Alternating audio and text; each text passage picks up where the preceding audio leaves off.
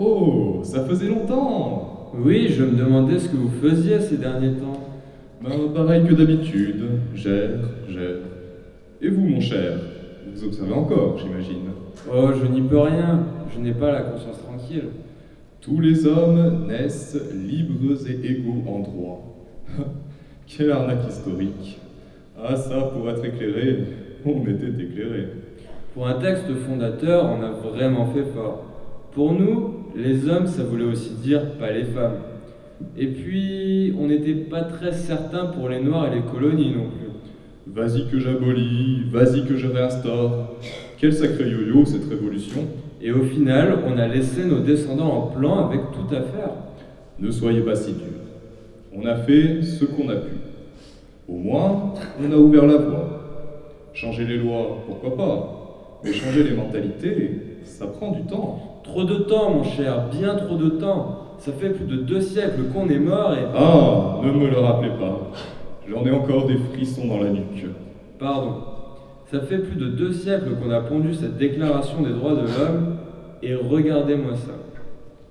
Père de famille, diplômé et diligent, ne trouve pas de travail à cause de sa couleur de peau. Jeune femme renvoyée pour cause de grossesse. Personne handicapée mise au placard. Et regardez-moi un peu ces différences de salaire et de considération entre les hommes et les femmes. Vous croyez qu'on y est pour quelque chose? N'allez pas chercher midi à 14 heures. Les humains sont des monstres de préjugés, c'est tout. Que voulez-vous? On ne s'en sort pas, mon cher. On ne s'en sort pas, c'est vrai. Mais on avance. Les politiciens s'en occupent un peu. Ils produisent plein de textes ces derniers temps. C'est dans l'air du temps. Le problème, ce ne sont pas les idées, mais les actions. Oh, vous le savez bien, les actions inconsidérées sont aussi productives que les idées sans suite.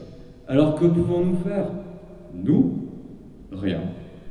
Ce n'est plus à nous de faire quelque chose. Observez, mon cher. C'est tout ce que vous pouvez faire. Bof. Je reviendrai plus tard, on verra bien comment ça évolue.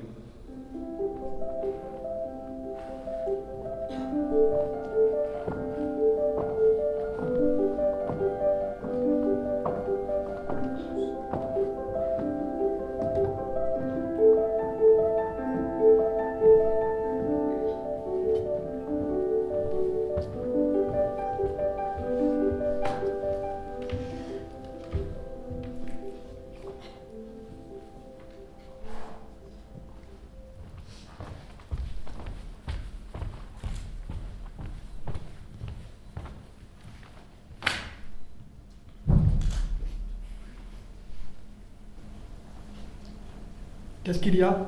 Vous avez un problème? Oui, plutôt. J'aimerais savoir si vous êtes mécontent de mon travail. Qui vous a dit ça? Personne. Alors, qu'est-ce que vous avez imaginé? Au contraire. Vous êtes une excellente journaliste. Je suis sûr que vous ferez carrière. Mais vous ne trouvez pas que c'est un peu contradictoire? Quoi donc? Vous mettez fin à ma période d'essai sans prévenir. Et vous dites que je suis une excellente journaliste? C'est un peu contradictoire, non? Avouez que vous êtes mécontent de mon travail quelque part. Non, pas du tout. Si j'ai mis fin à votre période d'essai, c'est parce que dans l'état actuel des choses, on apporterait en magazine. Pour ne pas nous embarrasser tous les deux, je préfère donc chercher quelqu'un d'autre et vous libérer de vos engagements. Je suis peut-être bête, mais je ne comprends pas. Vous étiez plutôt enthousiaste le jour de l'entretien. Vous m'avez même directement engagée. C'était différent, le jour de l'entretien. Différent.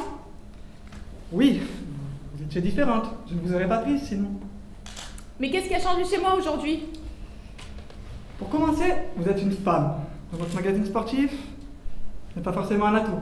Surtout qu'on ne fait pas de pitch volley ou de golf féminin dans notre magazine. À moi que je change de sexe sans le savoir, mais le jour de l'entretien, j'étais une femme. Et vous le savez. Justement, à ce moment-là, je me suis dit que ça serait bien d'introduire un peu de féminité dans l'équipe. C'est donc pour ça que vous m'avez prise. Disons plutôt que c'était le facteur déterminant. Et depuis, vous avez changé d'avis? C'était pas moi qui ai changé d'avis, c'est vous qui avez changé. Mais qu'est-ce qui a changé? S'il y avait quelque chose qui vous déplaisait, le mieux, c'était de m'en parler. Sincèrement. Oui, sincèrement. La jupe. La jupe? C'est censé être un message codé? La jupe, quoi. Le jour de l'entretien, vous étiez maquillé et vous portiez une jupe. Et alors? Si je voulais engager un journaliste, j'aurais engagé un homme.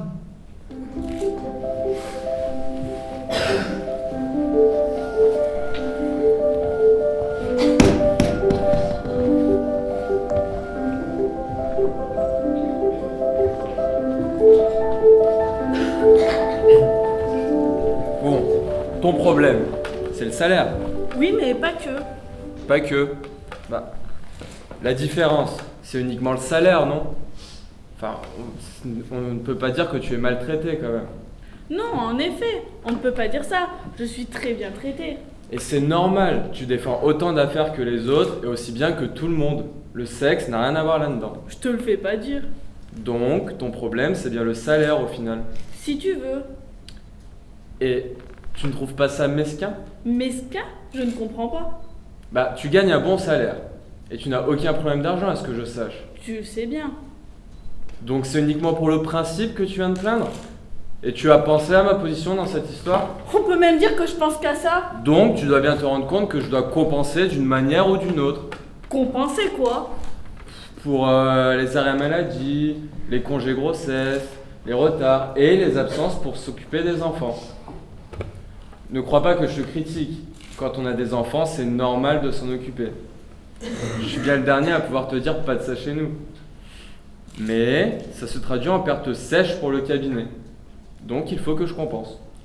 Je comprends la logique. Ce n'est d'ailleurs pas la logique elle-même que je critique. Mais alors qu'est-ce qui te dérange? D'un point de vue légal ou d'un point de vue moral? Ne viens pas me parler de l'égalité. On est assez bien placés, toi et moi, pour savoir que la loi se fait dans un bureau. La réalité du terrain, ça n'a rien à voir. D'un point de vue moral alors? Oui, dis-moi ce qui moralement te dérange. J'aimerais bien comprendre.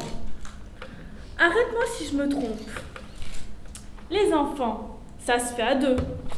Oui, La responsabilité est donc partagée, n'est-ce pas? tout à fait. Alors explique-moi un peu. Oui.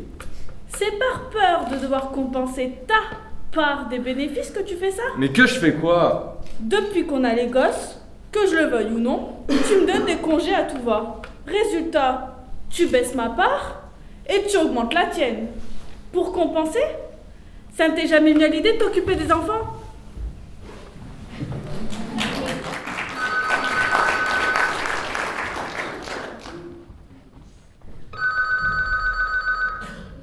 Allô? Bonjour. Je vous appelle pour l'annonce pour le poste de garagiste. Ah oui, c'est pour votre fils? Dites-lui de venir avant 15h. Non, c'est pour moi. Désolé, le poste est déjà pris.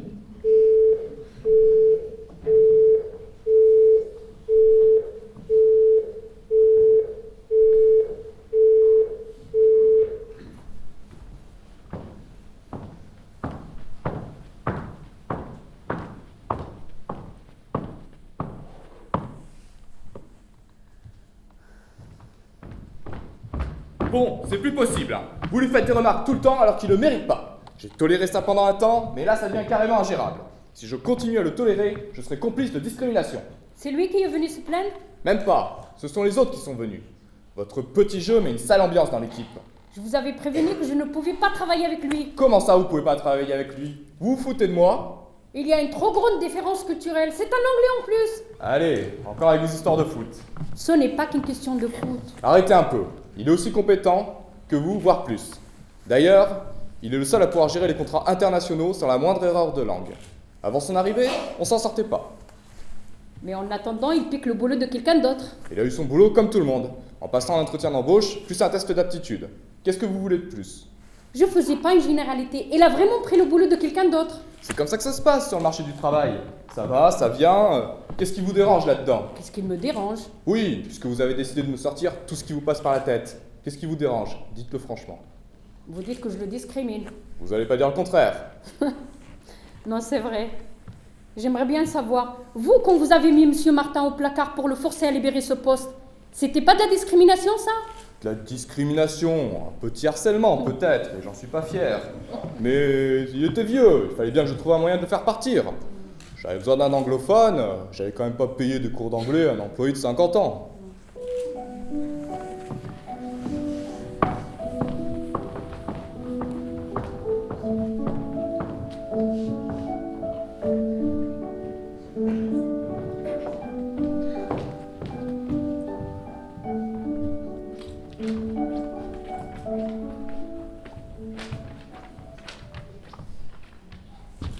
Bonjour, Bonjour. c'est pour un rendez-vous? Non, j'ai postulé pour l'offre d'emploi. Ah, d'accord. Et vous avez de l'expérience dans la coiffure? Oui, j'ai l'expérience, notamment un bac pro, coiffure. Et j'ai souvent travaillé dans un bon salon à Paris. Bon, ouais, bah, vous avez votre CV? Oui, Merci. Parlez-moi de votre expérience. comme je vous l'ai dit, j'ai effectué je travaillais dans un bon salon à Paris chez Saint-Algue, avec une clientèle select. Je me suis fait un nom, et j'ai été souvent demandé pour les coiffures que j'ai réalisées. Ah oui, et vous avez toujours ce style-là? Ce style? Oui, j'aime. Votre coiffure originale. Oui, j'ai toujours été comme cela. Cela ne m'empêche pas de travailler. En effet, vos compétences sont de qualité, vous me paraissez expérimenté. Avez-vous songé ouvrir votre propre salon de coiffure dans votre domaine, vu votre célébrité? C'est vrai, mais je ne l'ai pas envisagé, car je n'ai pas les compétences pour être dirigeant. Ah, mais maintenant que j'y pense, le salon de coiffure africain au bout de la rue, justement, il recherche quelqu'un. Vous voyez aussi?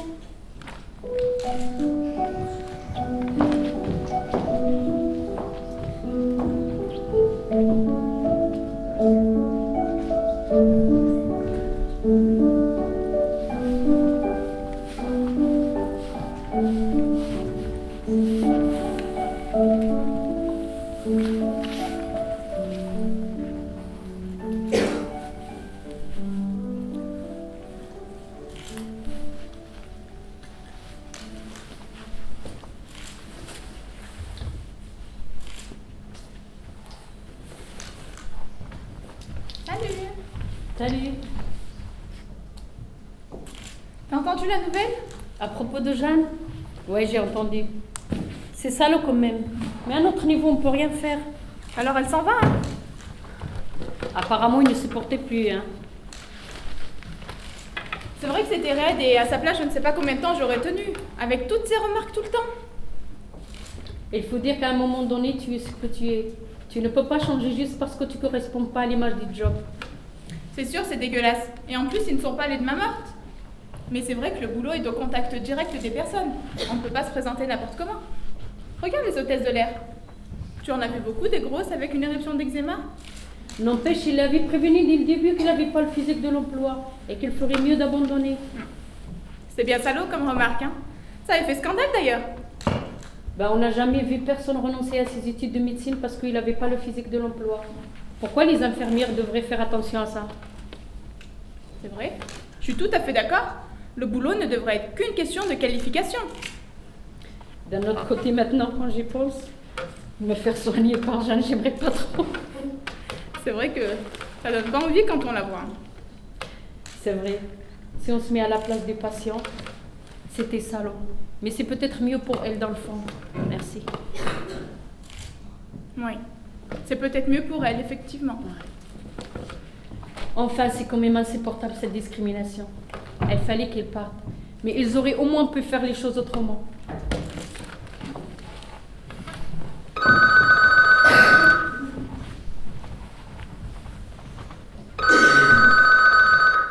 Allô? On m'a dit de vous contacter pour un poste de gardien de crèche. Oui, monsieur, on m'a parlé de vous. Ah chérie, tu veux bien attraper ça s'il te plaît? Pardon, c'était mon compagnon. Où en étions-nous? Ne vous dérangez pas, on ne connaît pas au poste.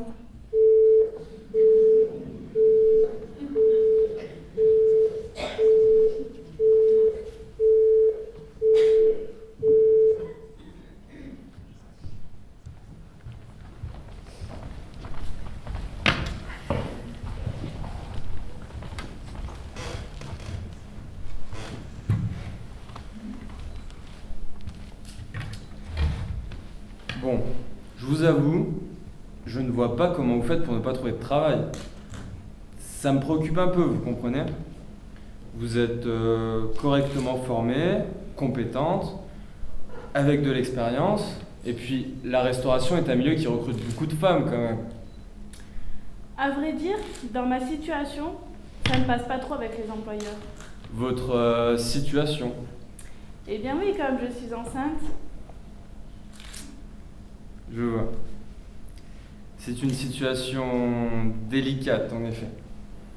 Faut que vous compreniez, pour un employeur, une femme enceinte, c'est tout sauf un employé normal. Mais ça ne fait que 6 semaines. Je me sens tout à fait capable. D'ailleurs, si je ne vous l'avais pas dit, vous ne l'auriez même pas remarqué. Je crois que vous ne saisissez pas bien la situation. Une grossesse, c'est beaucoup de travail. Croyez-moi, j'ai 2 enfants et ma femme est enceinte, je sais de quoi je parle. Oui, mais Pour l'instant, vous avez l'impression que ça ne change rien.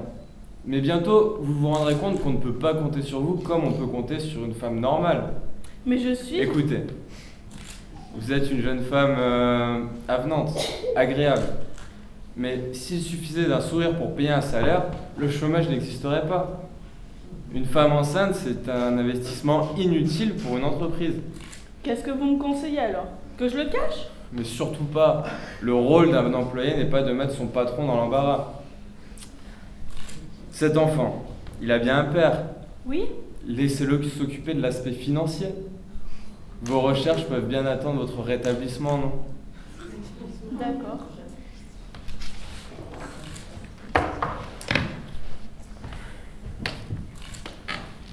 Merci pour vos conseils. Pôle emploi à votre service.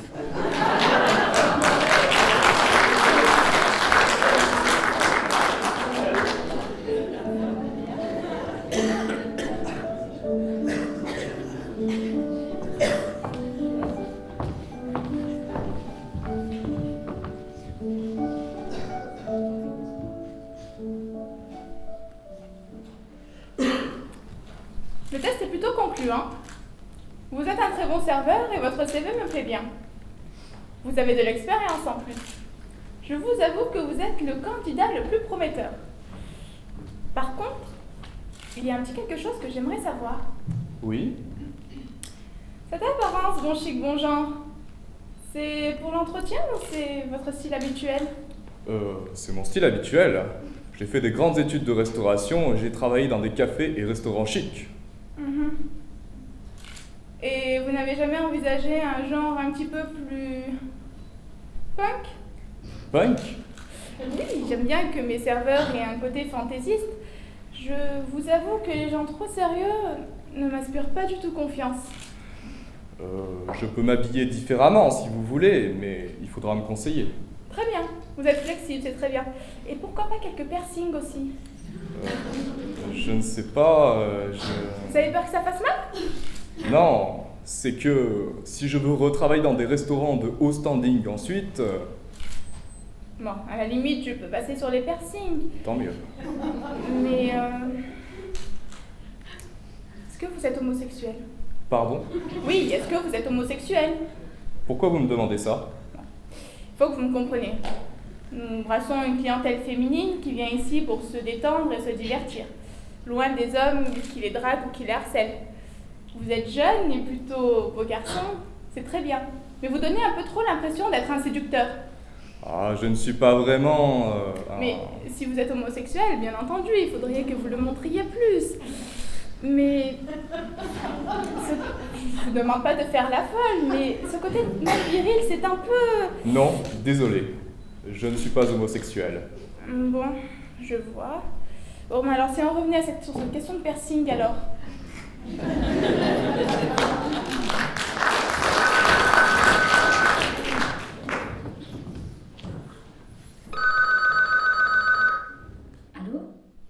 Allô, oui, bonjour madame.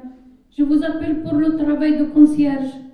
Ah, désolé, le poste n'est pas pour quelqu'un comme vous.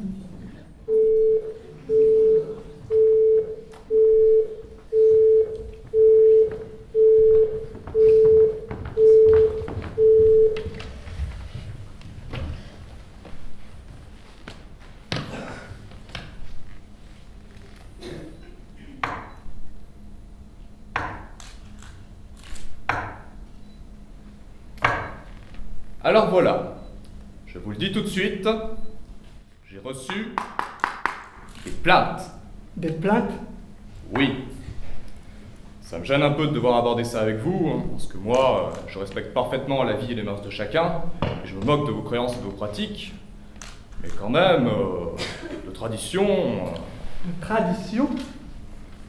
Il faut que vous compreniez que notre entreprise a une longue tradition chrétienne. Et c'est vrai que la plupart de nos employés sont de fervents croyants. Il n'y a pas encore si longtemps, toute l'entreprise allait à la messe le dimanche d'ailleurs. Je ne savais pas. Enfin, maintenant ça a parfaitement changé, et on est très tolérant. J'espère bien. Mais j'ai reçu des plaintes, malgré tout. Si c'était des plaintes vraiment intolérantes, je ne vous en parlerai même pas, vous l'imaginez bien. Mais je dois quand même penser à la cohésion de l'équipe. Les employés n'aiment pas vous voir pratiquer dans les locaux. Vous comprenez? Pratiquer quoi? Alors je ne suis pas un spécialiste, je ne pourrais pas vous dire exactement quelles sont vos pratiques. Mais c'est un fait, elles gênent. Et en quoi ça gêne le travail? En rien, vous faites très bien votre travail. Mais votre comportement ne facilite pas l'ambiance. Et j'ai peur qu'à la longue, ça s'en ressente sur le travail. Et qu'est-ce que vous voulez que j'y fasse? Alors je ne sais pas, moi, quelques petits efforts anodins. Si vous pouviez, par exemple, manger de la viande à la cantine le midi, boire un verre avec les autres après le travail de temps en temps. Vous voulez que je change mes pratiques alimentaires? Par exemple, ça pourrait créer un peu de lien. Vous êtes le responsable du personnel après tout. Il faut qu'ils aient confiance en vous. Mais surtout, et j'insiste là-dessus, il faudrait que vous arrêtiez de prier par terre après le repas. Mais vous m'avez déjà vu prier par terre après le repas? Mais tout le monde vous a vu, et c'est bien ça le problème. Alors je suis respectueux de vos croyances. Mais si ça continue comme ça, je serai au regret de devoir me passer de vos services. Il est plus facile pour moi de changer un employé que d'en changer 15. Donc, si je comprends bien, pour garder mon emploi, il faudrait que j'arrête d'être végétarien et père célibataire et que je ne fasse plus mes exercices de digestion après le repas. C'est ça?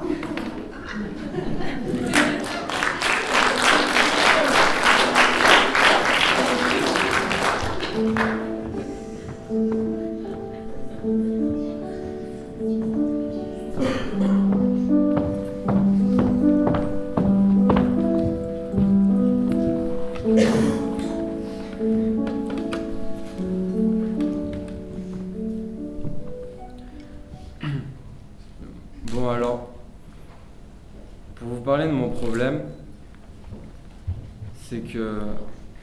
Comment dire? C'est difficile à exprimer en termes exacts, concrets. Il n'y a pas vraiment de fait, vous comprenez? Ce n'est pas grave, explique-moi quand même. Ben, en fait, quand je suis au boulot, je devrais réfléchir à des questions de travail, non? Mais moi non, parce qu'on me donne pas de travail. Enfin, c'est pas normal, vous trouvez pas? Ça dépend des cas. N'allez pas croire que je suis flemmard. Je suis même plutôt dur à la tâche. Enfin, je veux dire... c'est pas de ma faute cette situation, ce n'est pas moi qui ai demandé à être là. C'est le bureau de recrutement qui m'a mis là. S'ils ont un problème, vous pensez pas qu'ils devraient directement s'adresser à eux? Mais c'est à vous qu'ils s'en prennent. Comment vous le vivez? Je vous avoue, je pense beaucoup à ça ces derniers temps. J'ai vu aux infos que d'autres l'ont fait. Je n'approuve pas, bien sûr. Mais si d'autres l'ont fait, c'est bien qu'on ne peut pas faire autrement quelquefois, non? Non, je pense pas que ce soit une solution. Vous, c'est sûr, dans votre situation. Je dois dire que si je ne l'ai pas encore fait, c'est parce que je suis têtu, vous voyez? Ils me mettent la pression pour se débarrasser de moi et je ne veux pas les satisfaire. Et puis à quoi bon?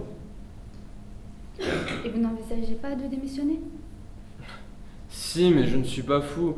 Avec le climat économique actuel, je ne peux pas me le permettre. Je vois bien tout ce qu'ils disent à la télévision. Et puis, le patron me le rappelle sans cesse aussi. Soyez déjà heureux d'avoir du travail, etc.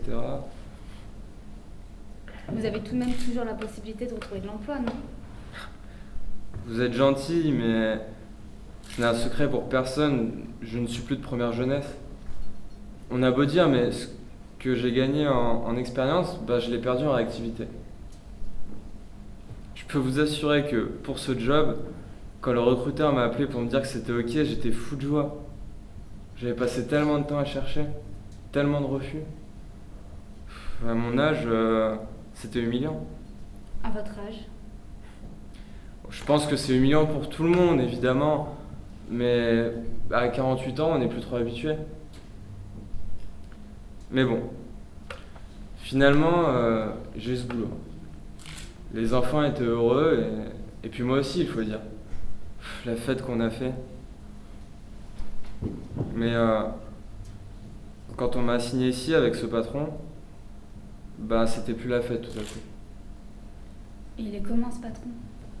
Bah pour lui c'est évident. À mon âge je suis un boulet. Il faut me former aux nouvelles procédures et il trouve que c'est du temps et de l'argent foutu par les fenêtres pour un vieux comme moi.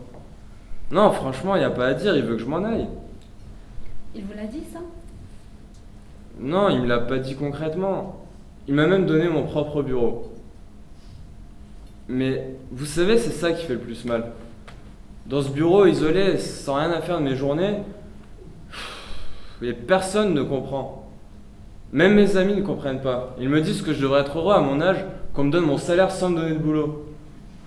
Mais moi, bah, je me sens isolé et pas à l'aise. Et puis c'est pas comme si je voulais chômer non plus. Dans ce bureau, sans voir personne, sans avoir rien à faire de mes journées, bah je vais vous dire, j'en peux plus.